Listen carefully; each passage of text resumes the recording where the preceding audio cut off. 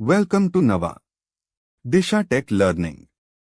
Today we are breaking down API schema validation. It's an important idea in API. So, what is API schema validation? Schema validation automatically rejects requests that do not conform to the API specification. It's one of the core ideas in API.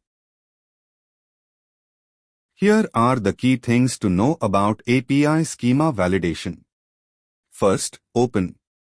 API validate request response against spec. Also, tools express OpenAPI validator, Swagger validator, Spectral. Another key point, early rejection saves processing time. On top of that, better error messages than runtime failures.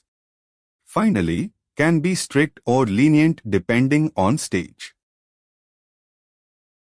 And that's API schema validation in simple terms.